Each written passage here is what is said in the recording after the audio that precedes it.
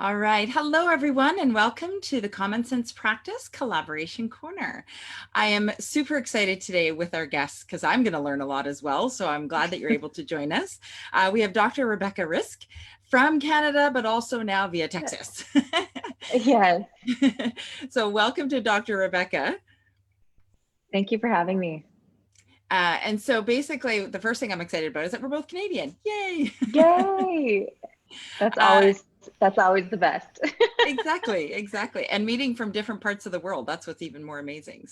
hmm So today, really what I'd love to go over is a little bit of your story and then how you got into this massive following on Instagram and how that's working for your practice today.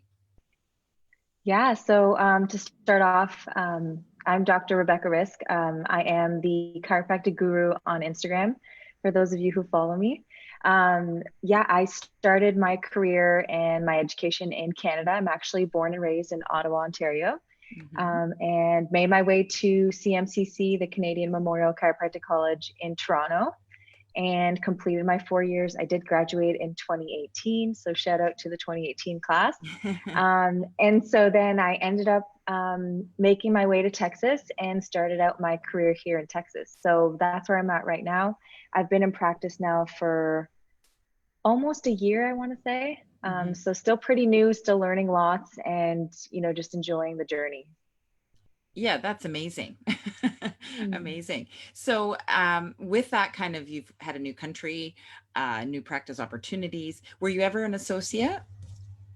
I was actually. So I've been an associate this whole time, actually. I never really had owned my own business up until recently. I started a home practice Mm. due to everything going on with COVID. So I thought I would take the opportunity to just kind of transition into that. And it's been going really well so far.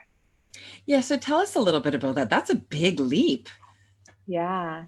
So it's been something that I've always wanted to do. When I first graduated, I was so sure that I was going to open up my own practice and do my own thing. And entrepreneurship runs in my veins, in my blood. My father is a entrepreneur. He does own a restaurant in Ottawa, Canada, where we're from. Still to this day, he runs the restaurant. He built it from scratch. So just Wow. growing up in that environment really inspired me, and I've learned so much. Not necessarily in the practice realm, but more so in the restaurant business. Hmm. But definitely learned so much on just how to run a business, customer service, all these little things that have helped me kind of mold the way I am as a chiropractor currently. So, yeah, it's been an amazing journey so far. Coming out of school, I was more leaning towards opening and owning. Right.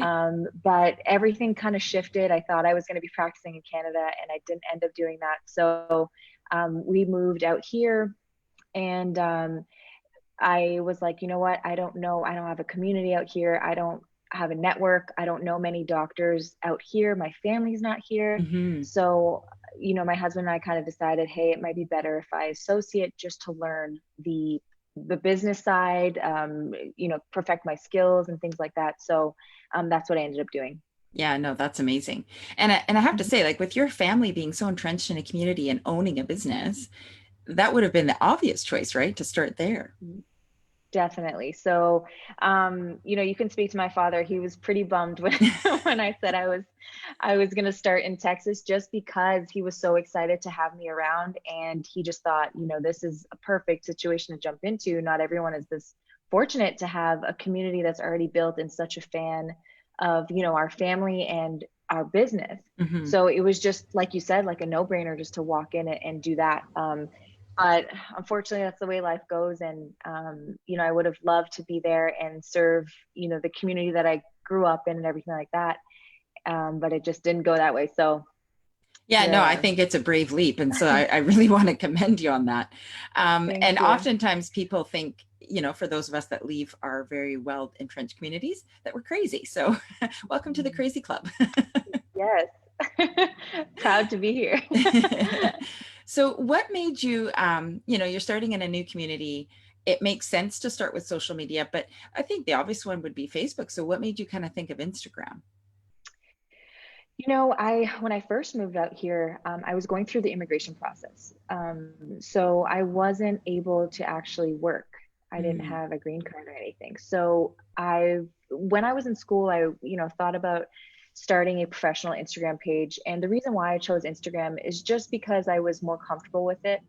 um, I had a Facebook, but wasn't very active on there. And mm, so throughout the years, built a lot of community on my Instagram platform. So mhm, I just thought it was the easy way to start a community, especially if I, wasn't in Canada. So I started a professional doctor page from scratch when I moved out here. So I took that opportunity that whole year that I, wasn't really doing anything and wasn't mhm, employed, to just build a community that mm. I didn't even know where to start. It was just kind of like a, let's just jump in and see what happens kind of thing. So Yeah. along the way, I learned a lot of skills, a lot of different things. And unfortunately, I wasn't working, but fortunately, I had so much time to devote Mm, towards Instagram and building it. So I was able along the way to really perfect it and really learn all these little social media tips and tricks and marketing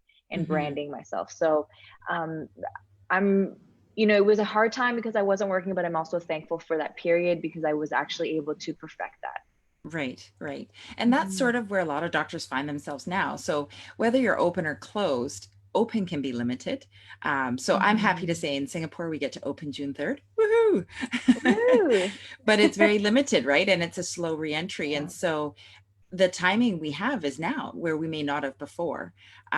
Mhm. And I guess my question is what would make someone think of using Instagram or how to incorporate it if they're not necessarily as familiar with it as maybe you were to begin with? Um, so I just feel like these days a lot more people are on that platform, Hmm. versus Facebook, but it also depends on your demographic and who your target audience is. So for me, it was more so, younger moms, millennials, and I just feel like more of more of that crowd is on Instagram. So Hmm. if you're thinking about marketing towards those kinds of people, then definitely I would say Instagram. But if not, if you're thinking of more, the older generation, I would say probably Facebook because a lot more of them are active on there. Right. So it just depends on who you want to target and who you want to serve.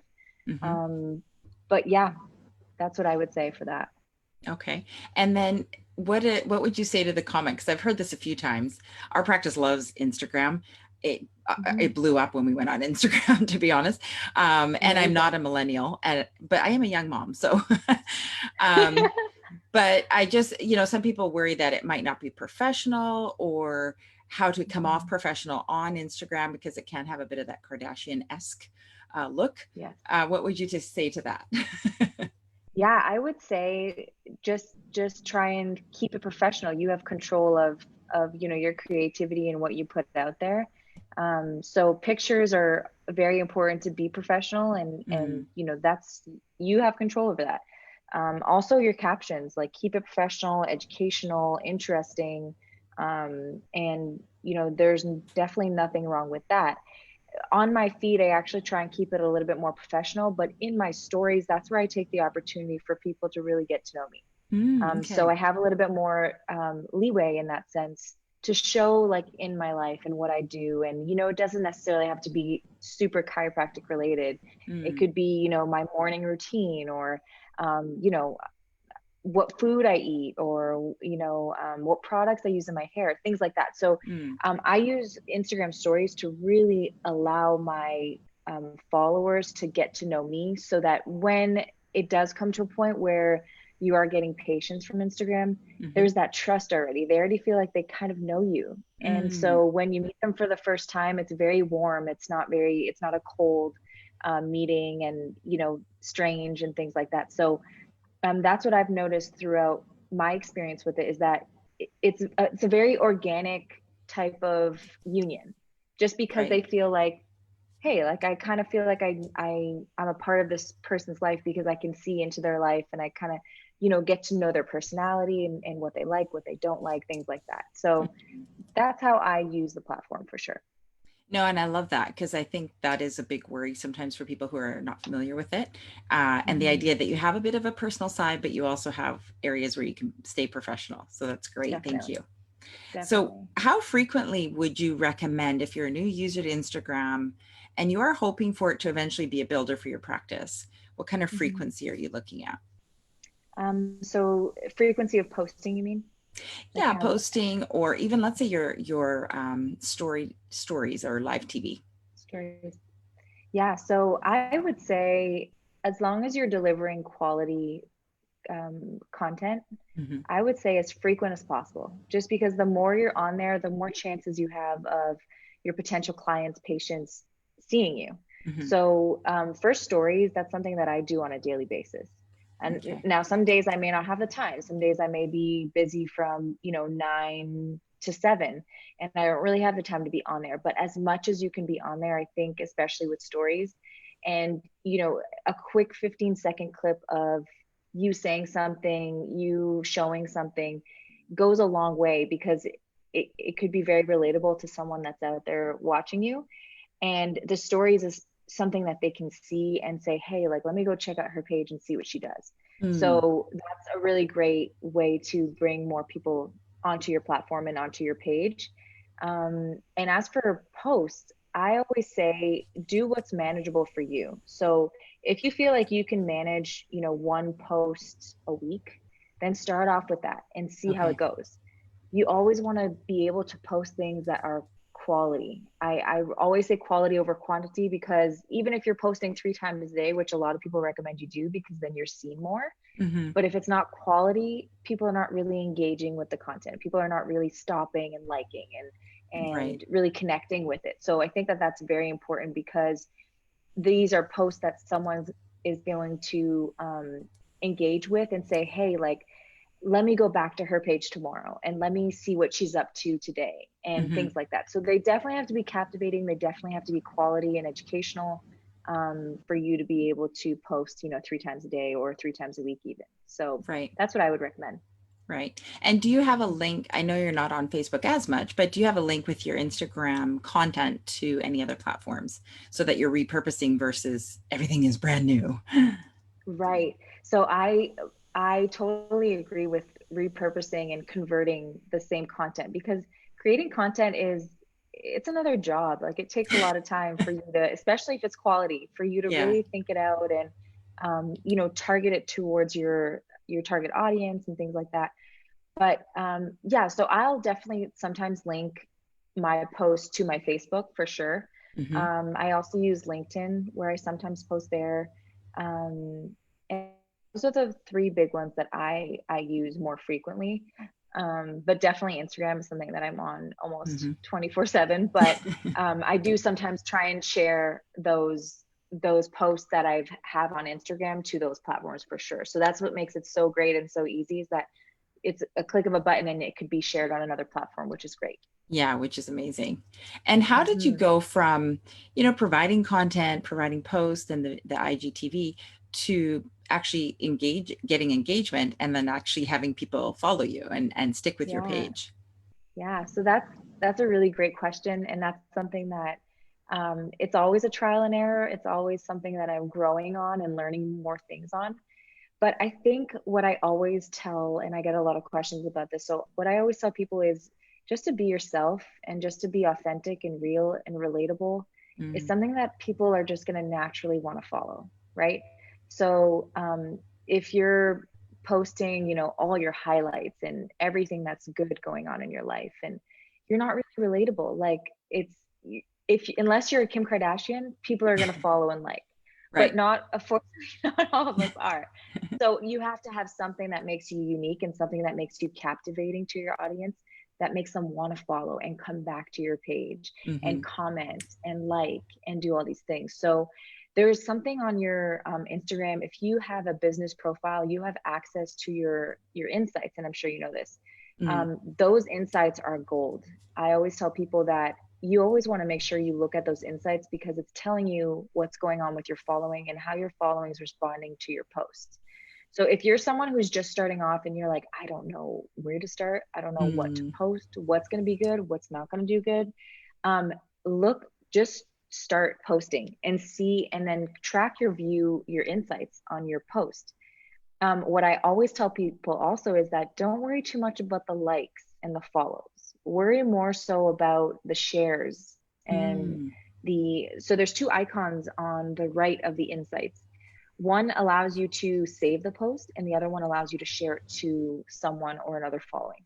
right. Um, I always look at those, and I try and create content that's highly shareable, right? Mm, So it's yeah. really great to post pictures of yourself, but I notice that those don't do as well as, for example, maybe adjustment videos that I post, or posture videos or exercises that I post, because Mm, those are things that people are going to want to save so that they go and revisit it and do it, if right. that makes sense. Yeah. So those two icons on the side, those are huge, because that's going to give you even more exposure to an audience that you don't have. So let's say if I were to send it to you, Dr. Shara, I sent you a post that I liked and I sent it to you. Well, now you have access to it and you can share it to anyone else, right? Mm-hmm, mm-hmm. And then, or you can save it and start using it, or whatever the case may be. But that's what's important to me when I do my kind of data and analytics on my posts and see what's working and what's not. That's what I look for. Okay. And that's really great, Mhm. because I think a lot of people get confused. You can have a lot of likes and that doesn't necessarily mean anything. So thank you for Yes, sharing that. Yeah, of thank you. course. And would you say that you found it easy to mobilize people that start to follow you? And by mobilize, I mean either have them come in to an event or come into the practice or just connect with you even deeper chiropractically. Mhm. So it definitely has been, it has its ups and downs. It has its like periods where I get so many people that connect, and then some periods where not so much. Mm, So I definitely just make an effort to communicate. And the one thing I tell people is that it's not called social media for no reason. Social media means to be social and you want to go and engage with people. yeah. Don't sit there and wait for engagement to happen to you. So Mm, I try and I make an effort every single day to message someone, happy Monday or whatever the case may be, or just, some love, some support, comment on their post, likes their posts. hmm. And then, when someone does that for you, you automatically feel like, oh, well, let me go and do that for her. Right. So that's Yeah. what I was doing at the beginning, which was really great. And I was able to build a really great community, a little bubble of people that just supported each other, which is always good. You always want to have. But as far as patients, it just started with, just communication, either in the DMs or commenting on posts. And it turned into, hey, I actually have back pain. Do you think you could help me with that? Mm, Or, my mom has been dealing with crazy migraines. Is there anything that chiropractic could do to help that? So that's huge, because you didn't necessarily have to sell anything, or you didn't hmm. necessarily have to push something on someone or say, hey, like, you must have back pain, like everybody has back pain, Right, that's right. not a really good way to make friends. So just being yourself, being organic, and just first and foremost, being supportive and building a community. That's that. Yeah, it's really about being human, actually, isn't it? Mhm. Right, To right, another level. And what would you definitely. recommend for people who are maybe camera shy, whether video or pictures? First of all, do videos versus pictures perform differently? Does it matter? And then what would you recommend for someone who's shy in general about getting out there? Yeah. So pictures and videos, it's super interesting. Sometimes I'll get pictures that do better than videos and vice versa. But if I had to choose one that does better overall, definitely videos. Mm, Because I think people are a little bit more interactive with videos, especially if it's something that they're looking for. A lot of people love the adjustment videos. There's something about adjustments that's super satisfying to people, and they just, yeah, they love it. yeah. And even for me as a chiropractor, I love watching those videos. So I kind of put myself in their shoes, like, what would they want to see? Or what Mm, would I want to see if I was them, kind of thing. So videos definitely do better. So if you're just starting off, I would probably recommend to do videos at the start, just to get a little bit more engagement, a little bit more views. And the good thing about it is that you don't necessarily see the likes on a video. You Mm-hmm. see more of the views, and you tend to get more views anyway, because people don't actually have to actually like it for them to get on your views, if that makes sense. All Okay. they'll have to Yeah. do is just kind of scroll and you'll get a view from that. Right. Right. So that's what makes it a little bit easier. And again, on those videos, like, your insights are going to be the best thing to look at, because that's going to show you what kind of engagement you got, how many follows you got from that post, how many shares and how many saves and things like that. So don't worry too much about the likes. Like I said before, really dive in a little bit deeper than just the likes or the follows. Mm-hmm. And then for pictures, I mean, sometimes they do really well and sometimes they don't. A lot of the times, when you post a picture of yourself, it's not something that someone wants to reshare on their page, if that makes sense. Like, no one wants to reshare my face on their story, Right. right? Unless you're Kim Um, Kardashian. right, right. So a lot more times people are like, hey, look at these posture exercises, let me reshare that with my following. I know Mm-hmm. they'll love that. So it's just a little bit more easier to share, and it's content that's highly shareable, if that makes sense. So again, if you're starting out, start off with that and see how that goes. And then there's also a lot of factors that play into, like, the engagement and into how well your post does. For Mm-hmm. example, like hashtags, and you posting your post on your story when you do actually post something, and letting your followers know that I posted something new. But yeah, and then as far as being shy on video, it's something that it's definitely weird. It's definitely awkward to talk to yourself on your screen. But I feel like as I went along, I just got a little bit more comfortable. And one thing that helped me was that was I performed when I was a kid, and Mm-hmm. so I was a little bit more comfortable to start with. And then I also did YouTube videos, so Mm-hmm. that was really helpful in translating that onto my Instagram. So I would say just practice by yourself. If you're someone that's kind of nervous about it, practice by yourself, and you'll see as you go along, you'll get better and better every time. Yeah. And whatever you're noticing, I promise the people watching won't notice. So don't be too strict and too strict with yourself. Yeah, we're always stricter with ourselves, right? Like you're Yeah, noticing the one for hair out sure. of place or, what have you, right? Yeah, definitely. So you brought up a really good point that was my next question. Story versus posting. Would you cross over often or do you try and keep them separate? So you kind of mentioned if you post that you want to put it in the story so people can see that you put something new. Did I Mhm. hear that correctly? Yeah, definitely. So I do that every time. And the only reason is because if you're not actually sharing it on your story, you get a lot more views on your story. If you notice that, you can actually see how many people view the stories. Mm-hmm. So stories are super quick and super easy to scroll through. So people are active on that all day long. Mm. So if you're seeing that, you can get people from your story, not necessarily from your page or from their feed, to go to your new post. So I recommend always posting that you do have a new post on your page, for sure. Okay, awesome. And then the big one, hashtags. They're Oh everywhere. my People goodness. use them correctly. People don't use them. People use them incorrectly.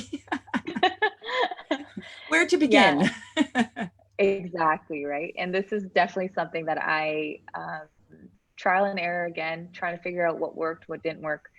But the main thing, if you're someone who wants to build a small business on Instagram and wants to be Mm, profitable, the main thing is knowing your target audience, mm-hmm, knowing who you're serving. Because the one thing I notice is that if you're trying to speak to everybody, and I get this often, I'll get students actually, or new chiropractors, um, letting me know that they don't want a target audience, they want to serve everybody, mm, which is great. We all want to serve everybody. We don't want to have to just be picky on one type of demographic or whatnot. right. But the one thing with marketing, if you're talking to everybody, you're talking to no one, right? Mm-hmm, So you want to make sure that you do have a target audience. And what I mean by that, this is a whole other um, conversation, is target audience, and how do I know what my target audience is? How do I know, like, you know, who I'm supposed to serve and whatnot. So picture yourself like in practice right now. Who do you enjoy treating the most? Like, is it pediatrics? Is it people your age? Is it the healthy population? Is it athletes? So there is always someone and some type of patient that you just enjoy treating more. So I would start there. Who do you love treating and serving? And then the one thing to ask yourself is really get nitty gritty on the details of who your target audience is. So are they male or female? What job do they have? What's their income? What city do they live in? Do they have kids? Do they not? Where do they shop? What do they Google? All these little details are super helpful because this is going to actually allow you to create content that is catered to them. So that's what I would recommend. And when it comes to hashtags, you're actually going to utilize hashtags that are geared towards your target audience. So for example, I live in the DFW, Dallas Fort Worth area. If I want to target moms in the Dallas Fort Worth area, I'm probably going to choose a hashtag that represents that. So I'll hashtag DFW moms. Or if I want to cater to or serve bloggers or influencers or you name it, I will put DFW bloggers, DFW influencers, DFW YouTubers, or whatever the case may be. There's so many different variations. So definitely make sure you're very specific with your hashtags because that's only going to help you bring in your target audience and the people who you want to serve. Right. That actually just sparked an idea as well. I know, at least previously, a lot of the techniques or strategies for Facebook pages were to, when you're doing ads, is follow other people's pages who have similar audiences. Yeah. Would hashtagging another person or organization that's similar to you or have a similar target market, would that be something of use? Absolutely. Okay. Most definitely. Yeah. And then you can actually follow or go and like and comment on, let's say you are following this one person that is your ideal patient. You can go to their followers and see who they follow because most likely it's going to be similar to them. So that's another way you can kind of reach another audience and expose yourself even more. Yeah, no, that's exact. Oh, that's awesome. Yeah. And I guess the last big one, which a lot of us miss when we're on any sort of platform to capitalize, is that sort of call to action. I know it can be scary or people don't know exactly what to include for that. What would you recommend for that? Yeah, so a call to action is always important. And I truly believe that once I did started adding call to actions to my captions, I had a lot more engagement than what I did in the past because you're speaking to someone, you're asking people their opinion or how their day went, or it's awesome. It's a really great way to connect with people and to really get their feedback and their input on your post, right? So those people, and this is like a rule of thumb that I always do and I tell a lot of people, those people who take the time out of their day to like, to share, to comment, to answer your call to action, those are people you're going to want to keep really close because they are, you know, your fan for sure. So if those people are doing that for you, you best believe that you better be doing that right back to them because they, you know, it takes a lot of time. They could have just liked and moved on. But for them to actually, because when you have your caption, you only see one line and then you have to click more. Right. Yeah. So it's also a really great way for you to know if people are actually care about your caption. So if they're answering your call to action, that means that they had to click more. They have to read your whole caption and read the call to action and then comment. Right. So that's amazing. So those people are people you're definitely going to want to keep in close contact with, support their posts and what they do. And that's how you build that like tight knit community that just supports each other. So that's a really great way. And with your call to actions, because I think a lot of times people may assume, maybe incorrectly, that it's always about come and see me, come to my clinic, you know. And I love, because I've looked at your Instagram and there's so many different variations of how you do your call to actions. So maybe if you can speak to that a little bit. Yeah, of course. So I try and stay away from the sales type call to action, just because I put myself in their shoes And if I was going to read a post or on Instagram, I don't want to be sold anything. I don't want Mm, to, have that in my brain. We deal with that 24/7 on a daily basis, is someone trying to sell us something, or right. spam callers, or, you name it. So that's the last thing they want to see all over again. Yeah. So I try and avoid that as much as I can, and it's worked for me. So what I try and recommend is, so for example, let's say I were to post a posture video exercises, and I always come back to this example just because it's probably one of my best videos and most interactive videos. If I were to post a posture exercise video, I would put a caption about, how posture affects this and that, and how, the weight of your head can affect the joints and your spine, and cause arthritis and things like that. So like text neck and things like that. So what Mm, I try and stay towards and stay true to is, hey, do you deal with any kind of neck pain, and have you ever had it treated before? Something like that. So mm-hmm. then you have some data when people are answering this. You have some data on, hey, does your followers have neck pain like everybody else, or do they not? Do they care Right. about this content? Um, and there's so many different variations you can do, but the one thing that I would recommend is try and avoid the salesy things like, hey, come in for a consultation. It's good Mm, once in a while just to remind people that, you are taking on new patients and things like that. But I've never had to do that, which is great. mm, mm-hmm. Um, so asking a question like, for example, if you were to post like a recipe, or different exercises. Hey, who got their glute workout in today, and did you feel the burn? Something like that. Something Right. that's very soft but very interactive as well. So that's what I would recommend. Yeah. Thank you. And I love the idea of, in a way, indirectly polling people. So, you're not asking them if they've had neck pain because you're going to sell them, but you're asking them more so now, for further content, who's watching you, Yes, like that kind of yes. idea. So that's, yeah, Hmm. that's great. Thank you so much. And if I could just piggyback on that, one thing also that I use a lot is my stories, to do polls and question boxes and things like that. Mm, So as you know, you can actually do a lot of polls on your stories, which are very good if you want to figure out what your following is like and what they suffer with, and what they're interested in. So a lot of the times, for example, if you want to get feedback on what to post, especially someone who's new, mm-hmm. um, do a poll on your story. Say, hey, I'm gonna post either an adjustment video or a posture video today. Which one would you like to see? And you can do Mm, a poll, and whichever one wins, post that one, because that's what majority of your followers want to see. So yeah. that's a really great way to do that.